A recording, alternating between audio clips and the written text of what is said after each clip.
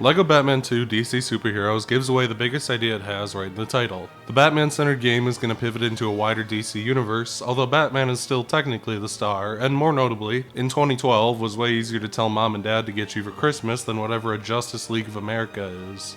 Despite the title, Superman really does form a majority of the DC superheroes, with the relative B-listers showing up late to the party. Furthermore, despite the expansion of the scope, LEGO Batman 2 is, perhaps more notably, another shift in how these games work. Quite a dramatic one that could be considered a sort of 3.0 version of the LEGO games, expanding the tiny diorama open worlds of prior games into a fully fledged open world Gotham and adding voice acting, both of which are pretty substantial twists on what came before. In a move that will surprise few, LEGO Batman 2 released on everything, with the primary version hitting Xbox 360, PS3, Wii U, PlayStation Vita, rest in peace, and PC, with smaller versions for the DS and 3DS, and even smaller versions for Android and iOS. So let's back out to LEGO Batman 2's open world. It's almost good, and for a first shot, that's not that bad. Especially when most of its issues are broader gameplay quirks rather than issues with the city. The city is big, without stretching wide enough to be tedious, and cramps in quite a few landmarks, even if only the exteriors are explorable for the most part. Wayne Tower, Wayne Manor, Arkham, Ace Chemical, a giant circus with circus game mini-games to play, although I do feel a good amount of the unique areas kind of get shoved to the edges of the map, and portions of the middle kind of blend into a wall of samey high-rises. There's also a good amount to see and do in the overworld. Gold bricks, most of which are tied to pretty neat little obstacle courses, for example climbing a building while switching bat suits occasionally to solve puzzles or clear specific platforming, and even cooler, many of which can be cheesed later in the game by utilizing certain powers that are shared with suits. Civilians in peril, vehicles, some of which have associated races to do, red bricks, and character doors populate the world as collectibles. Thankfully, they can be located and marked on the map, even if navigating there can be a bit tedious, so detectors aren't as necessary, although it is convenient to have them so two players can strike off on their own, but there's additionally bosses that appear in the post-game, as the method of unlocking villain characters. None of these bosses are anything groundbreaking, 50% are just beating the poor guy down, 40% have them occasionally disappear and spawn random goons, and only about 10% have some kind of unique gameplay mechanic. I made those numbers up, but it's roughly that. Like stunning Killer Moth with a nearby light bulb, or requiring Flash to fight Captain Boomerang as it makes him move in slow motion. So at least once the story is done, it's pretty fun to zip around exploring. Vehicles also work pretty well. The signature uncontrollable floatiness of the prior games is replaced by fast and functional vehicles, if ones that are still a little bit unwieldy, thanks to something I'll touch on in a second, although at the same time you can drift, real hard drifting, and that's worth some points too. It's fun to explore its size well enough to feel big without being overwhelming, vehicles are fun to drive, so what's the thing holding this back from greatness? Well, it's the way the game plays mostly, and a lot of tiny, poorly thought out things kinda snowballing. For one, the field of view is horrendous, and even worse in co-op. Way too close in, way too low to the ground. It feels like you spend the whole game staring at whatever massive building is directly in your path, while making it extremely difficult to get your bearings or memorize landmarks, and when combined with a camera that doesn't like to cooperate, the game becomes very disorienting and difficult to navigate from the ground. This is made even worse by bizarre movement issues. Characters walk at a speed that could generously be described as a crawl, maintain that speed for an agonizing 5 seconds, then rocket to a speed akin to that of a mid-sized sedan, and with an ability to make sharp turns about on that same level, while also stopping dead at any slight obstacle and forcing the player to get back to speed. It's exhausting to constantly bounce between the two extremes while fighting your own speed and the camera to try to get around. You'd think flying characters would be a band-aid as they get up to speed quickly and smoothly, and at least have the advantage of an overhead view, but not really. Flying characters have almost the exact opposite issues with movement as ground characters. They move disorientingly fast for the terrible field of view, decelerate horrifically slowly, causing you to overshoot your destination consistently, and most bizarrely of all, can't change altitude without moving forward. If you only want to go up, prepare to make a lot of very disorienting circles. Near buildings, flying characters refuse to fly until turned around, if not outright turn themselves around. Disorientation just baked right in. And it's not like the game never makes you do this. Plenty of gold bricks are in small caverns, and trying to get close makes flying characters go ballistic as they feverishly try to escape the horror of static walls. Playing co-op is also made generally unpleasant thanks to both players sharing most menus. The character select screen splashes across the entire screen and yanks all control from player 2 without giving them an option to also swap characters, usually sinking them like a stone mid-jump in an open world with dozens of collectibles that require specific characters and abilities. Same for the very important map, which both players need to track collectibles, but which can only be controlled by one or the other, and which can only have one active waypoint at a time. All of these issues are largely minor, but they add up in an extremely unpleasant way that makes the game really tedious to explore, which often hurts the experience as a whole. It's an interesting first attempt with a lot of potential and good ideas, but the little things are so flawed that it ends up being more trouble than it's worth. Despite the sweeping changes to the overworld, levels themselves haven't changed that much. They lean a bit towards action as they had in the prior Batman entry, the Batsuit switching mechanic is still the core of the puzzles, and all is pretty much as it was, with the one major shakeup being that every level in this game belongs to one singular storyline. The first of these games not to be loosely divided into episodic storylines, which does unfortunately mean we don't get a pile of villain missions. But while the game starts with Batman and Robin, it does have a few character mix-ups throughout to keep things fresh. The alternate suits are also given some improvements, combining most of the old ones with another and adding a few new ones, most of which are more interesting than their predecessors were. For Batman, the sensor suit can do simple X-ray puzzles and go invisible for small stealth bits, the power suit can launch missiles to blow up silver stuff and has super strength, the bat suit combines the glide suit and the sonic suit together, and the electricity suit is immune to electricity and can charge generators by storing and moving charges around. Meanwhile, Robin's acrobat suit gives him a double jump, the ability to jump across poles, the ability to turn himself into Super Monkey Ball, and a slight moveset change with his poles. The magnet suit from the first game adds the ability to manipulate certain magnetic objects in the environment, like guiding balls through mazes. The ice suit turns Robin into Mr. Freeze, and the hazard suit can suck up ooze to spray into certain containers, and also acts as the dive suit had before in water. The best here thing is the amount that add pretty significant changes to the core gameplay. A good chunk giving movement bonuses or tweaking animations like the power suit, which make them fun to mess around with in levels and in the open world, especially the double jumping acrobat suit. The huge amount of other superpowered characters in this game also have their own abilities, both unique and some that are shared with the Batsuits, which makes the open world a bit less tedious because you can run through it real quick. As for these abilities, there's flying, which despite being kinda jank is pretty great. Laser beams are used to destroy gold bricks. Green Lantern specifically can make things out of green blocks, although this is never as cool as you'd hope. The Flash can build black objects. Several characters have inherent invincibility, which is very broken. Lex Luthor can destroy black objects, Joker can open Joker boxes, Riddler can open Riddler boxes, and Poison Ivy can teleport between certain flower spots, with most characters having several of these traits stacked on top of each other, to give most of the major heroes and villains something at least a little unique to do, especially when different combinations of abilities come up when hunting collectibles in Gotham. While vehicle missions are kinda gone, they've more so seen a new form, which serves to break up the standard gameplay in the story, in the form of a rail shooter light gun segment that appears every once in a while. They're decent, a little too mindless. I mean, they certainly aren't Time Crisis, but fun enough as little breaks without being overly janky as vehicle missions in this series often were. There's not a lot to say about it mechanically, you kinda just point and shoot at whatever you're supposed to be pointing and shooting at, but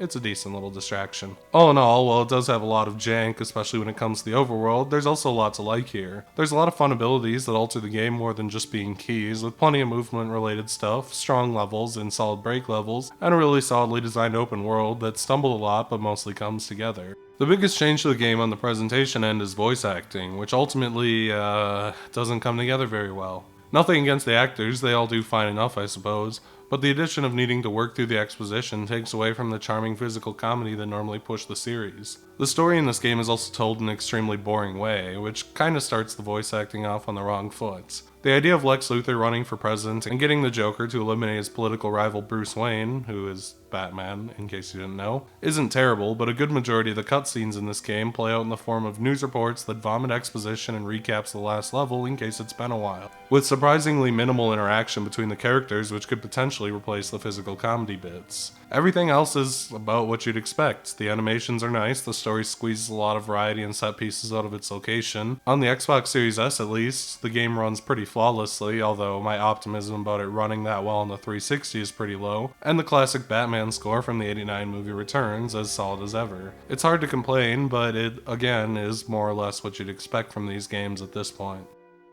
A good majority of levels in this game are pretty strong. Not a perfect track record, but strong and with good variety. After some setup about Lex's presidential bid, the first level begins at a concert hall gala, with an intro to suits with Batman's sensor suit and Robin's acrobat suit, as well as little boss fights against Harley, the Riddler, and the Joker, which introduces a ton of the mechanics and tutorializes pretty much the whole game pretty well. The acrobat suit is really fun to use. Riddler's fight incorporates the sensor suit, so they've got a bunch of variety out of the location, with the theater stage and the area under the bandstand. It sets up the story, it's got some good action, and it's a really solid, action-y start to the game that gets everything off on the right foot. The second level has something that these games mostly forgot about: platforming. with a huge vertical climb on the outside of the theater. It's not very intense platforming, mind you, this isn't Crash Bandicoot, but it's exciting because the LEGO games haven't really leaned this hard into platforming in a while, especially vertical platforming when it was mostly horizontal before, even in the more platforming heavy ones like the first LEGO Star Wars. And it transitions into the first railgun shooter segment pretty well, which, as I said, is a decently solid break from the usual. Nearly every level has some kind of end cap too, as this one ends with a sort of puzzle boss against Joker's boat, which launches various projectiles as stuff is built to deal with it, such as running around and messing with a bulldozer to get it to crash into the boat and stuff like that. It's pretty cute, and keeps the game fresh with a bit of a boss twist after 3 fairly standard fights. The Arkham level is real creative. I don't know why Arkham has a giant labyrinth outside of it, but the whole level being placed within it, requiring a back and forth trade of suits as Batman and Robin traverse the whole mess and dodge random villains and vehicles, is real neat. The game gets some good mileage out of making you backtrack for previous suits and actually think about what you're doing before you go ahead, and it's very funny to return to in free play and just fly over the whole thing. Kinda underrated to break levels in half in free play when digging for collectibles. While much of the Arkham interior level is pretty basic stuff, it's mixed up a bit by having Robin spend most of it underwater while Batman spends most of it above, giving it a cool asynchronous thing. And the Scarecrow fight gets a little bit of visual flair that these games don't typically lean into, with his fear toxins making him appear huge. It's all really good stuff so far. The chemical plant is where the game goes a bit off the rails. It's a really solid, really long level. It's like 40 minutes long. It's got a shocking amount of platforming, and pretty good platforming too. Some action, some puzzles, almost all of it along catwalks and the rims of giant vats. It's exciting and cool and a nice set piece. And then Batman and Robin get themselves stuck and Superman comes to save them, finally shifting the story into the DC superheroes part of the story promised in the title, as Superman replaces Robin for basically the rest of the game. Superman completely breaks the game to hilarious effect, even in the levels he's supposed to be in.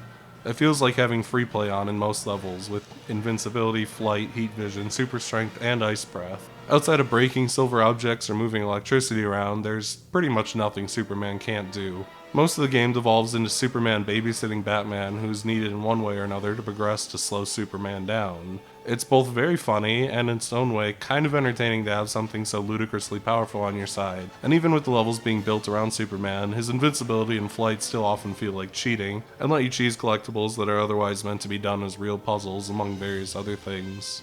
The level inside the giant tank thing is kind of neat visually and is sort of a last hurrah for Robin, who gets utterly sidelined after, which is unfortunate. The little puzzle boss in the next level where Batman and Robin use bat vehicles to fight off Luthor and Joker who have invaded the Batcave is pretty cute. You kind of have to run around the whole building and rebuild vehicles to fire various weapons at them. And even when Superman comes in to take over, the final bit has some solid little platforming chunks before the game kind of death spirals. Again, everything has been enjoyable so far, it just kind of gets weird after. The little flying rail shooter segment to get to Lex Luthor's giant ship thing is kind of neat, but the actual level around it is a lot of combat and not much else. It's a bit weak, but not weak enough to drag the game down. At this point, you may be wondering about now where the story has gone, and the answer is nowhere. Despite the voice acting, loads of cutscenes, and exposition-laden news broadcasts, the story is mostly maintained course. Lex and the Joker are causing havoc, let some guys out, and every time the heroes get close, they escape and the cycle continues. It makes voice acting feel a bit like a wasted effort that the story is so nothing. I didn't expect much, but you'd kinda hope for a more amusing set of scenarios given how goofy the prior games were. The LexCorp level is fine. I don't really get why there's a robot receptionist, but the fight is kinda fun, as Batman needs to bomb her while Superman body blocks her bullets, and the giant robot fight near the end is also a kind of neat spectacle. Dodging the robot to crash it into walls is kinda like a real boss fight mechanic. Joker having a giant mecha of himself is badass. I'm a big kaiju fan, so it appeals to me. And if you're having a level where you fight goons on the back of a giant robot, you've got me sold. I'm a simple man. Likewise, running through the subway system while Joker's giant mecha crashes through the ceiling, fucking things up and making obstacles is really fucking cool. It's very cool visually. It's a good solid LEGO level that is what you'd expect, but the visual flair of making the Joker bash through the ceiling and mess things up and add more work to do, pretty cool. Then it goes on to fighting the robot outside of the Capitol building, which is kind of cool. You get to climb it, it's a little platformy, good set piece. There isn't a lot new, but it's all pretty neat. The rail shooter section against the giant robot it's fine. it's fine. Counting it as its own level feels like they're kind of stretching to hit 15 because that's the Lego game level number. You'd think that they would just append it to a different level, but it is what it is. The two-part finale at Wayne Tower finally ties it all together by introducing all the other heroes, although most of them are kinda lame. Cyborg gets magnet power, a heat beam, and super strength, so he's pretty cool. Wonder Woman is Superman minus the heat beam and freeze breath. I'll take it, but I feel like you could have done better. Green Lantern, disappointing. So disappointing. He doesn't shoot beams, he doesn't have cool constructs in his animations. He punches like a dork and acts like a key for green bricks. It's so lame. Flash at least moves fast and has neat animation where he just rapid jabs enemies to bits. Green Lantern got done so fucking dirty. The climb up is a nice final chill section with puzzles and a bit of platforming, and the fall to the bottom on top of the robot, well stolen from LEGO Star Wars 3, is a pretty incredible finale. The actual final level is a bit more limp. Joker's robot is mostly destroyed and passively watches you do some puzzles in front of it, and in the end you shoot a giant laser at Lex's power armor. It's kinda cool looking, but it's not very much of a gameplay section. The story also kinda just ends here with the villains going to jail, which I mean, yeah, it's not like you're gonna have some big dramatic thing where Batman kills them or something, but it feels like we didn't get to see a lot of them, and then they're gone. I kind of wish it had just ended with them throwing the giant robot off the building instead of ending on the super lame final thing, because honestly it's just way cooler than the slow puzzle ending. That said, it's a real strong collection of levels. I kind of skimmed it because these games, they're not very deep. But you get lots of neat set pieces, the return of platforming, there's some action puzzles. You get to bust out the completely busted Superman throughout most of the game. It hits a better balance than the Harry Potter games, largely a linear action platformer with some fun mindless gameplay, as opposed to the open world being the game as it is there. With the open world instead being a nice complement to a series of, for the most part, really solid linear levels. What's not a nice compliment to the levels is the bonus level, LEGO Gotham City. Not only is it a LEGO City, it's the worst one yet.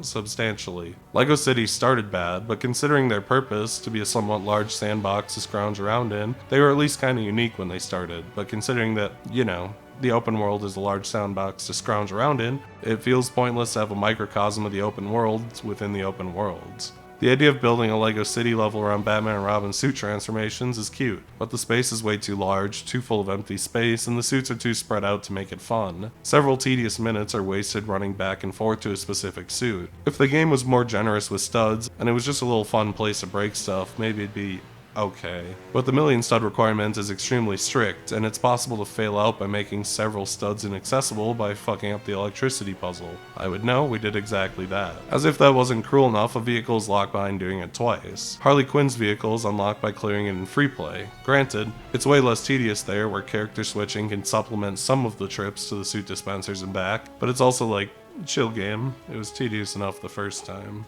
LEGO Batman 2 DC Superheroes is good. While it definitely attempts a lot with its overworld, it falls short in a lot of those. However, it's an admirable effort. The open world is well enough designed, and its technical oddities are clearly a result of ambition. The jump from making games with static camera angles to an open world with a free camera must be a tough one. The story is pretty questionable, and the necessity for voice acting seems very minimal to say the least. But I can again appreciate that it was a pretty obvious leap to keep these LEGO games fresh. Had it not been for a very solid set of core levels with a good mixture of everything these games can be and a fun vehicle mission type, the game may not have landed as well, but the familiarity and strength of the levels makes up for the issues that the game otherwise has, as the levels themselves may be the best ones that these games have managed so far, especially with more impactful abilities that alter movement. It's once you leave the levels that the game starts to struggle, where the camera kind of breaks down and character movement feels very strange and you just can't look up or down, and there's a lot of issues in the open world. The flying is bad, but the open world itself is still pretty strong if it weren't for those issues. If this game controlled better, it would be pretty much perfect as far as these LEGO games go. And while the game isn't GTA 5, it's a really solid Batman power fantasy with action, platforming, puzzles. It's a strong adaptation to DC's most popular hero, and even its weak points seem to be more so growing pains than bad decisions. Like all these games, it skews pretty young, it's very easy, it's very simple, but it's mindless fun, enjoyable. You can kind of just skip all the cutscenes, they don't add a lot. But I really do appreciate this game for its ambition, despite the places where it stumbles.